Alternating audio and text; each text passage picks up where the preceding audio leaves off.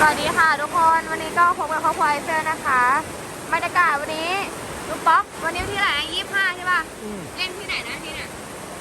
ดอนคาดอนคาอู่ทองสุพรรณวันที่25นะคะรายงานสถานการณ์ข่าวด่วนก็คือฝนตกหนักมากทุกคนนี่พวกพี่เด็กเวทีคนร้อยนะคะนี่ค่ะฝนคือไอ้นี่ของเราปัญหาของเราข้างหลังฝนสาดมากๆเลยนี่ทุกคนช่วยกันอยู่นะคะเปียกทั้งหมดมาไวมาแบบไม่ทันตั้งตัวเลยค่ะทุกคนแล้วก็ฝนสาดมากนะคะรายงานข่าวด่วนนี่นะคะเปียกหมดแล้วทำไรเปียกหมดแล้วเอาเสืออะไรเก็บนี่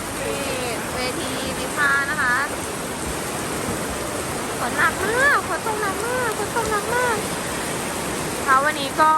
ใครมานะคะก็เตรียมร่มเตรียมอะไรมาด้วยนะคะน้ำของเราเปียกแค่ไหนจะขับปัญหาของเรา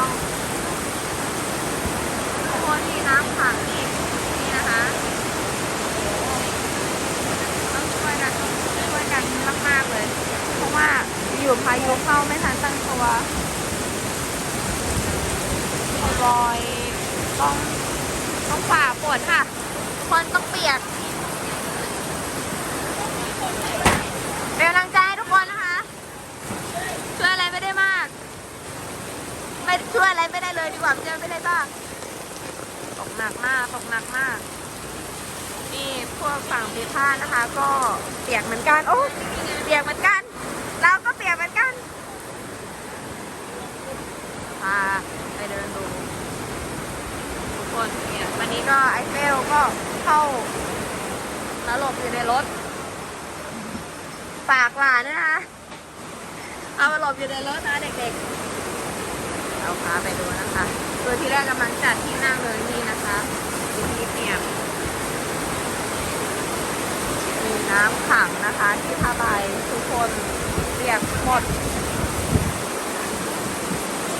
แล้วจะลงคลิปนี้ให้ดูเรียวๆนะคะเปียกไอ้เปียกยังเดี๋ยวเหรอนี่ชุ่มแล้วมาไม่ทันตั้งตัวจริงๆ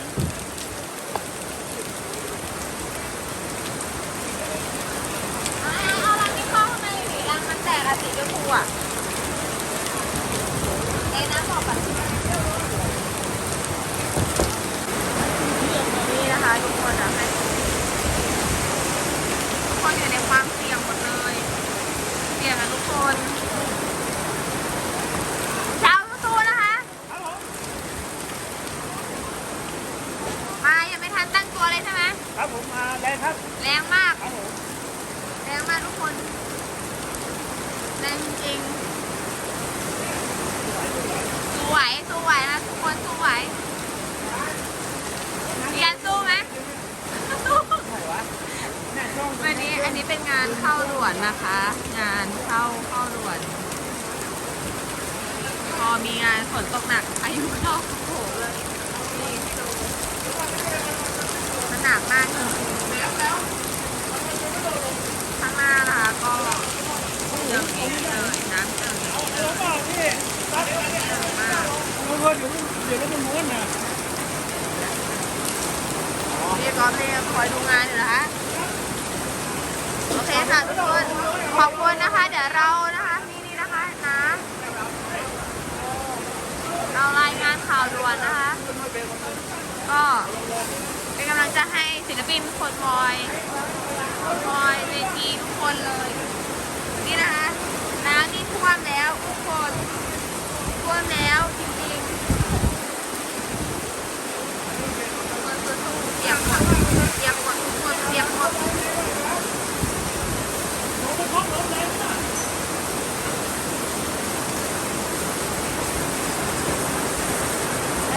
คนรายงานเพียงแค่นี้นะคะขอจบการรายงานนะคะไปช่วยยกของเก็บของค่ะ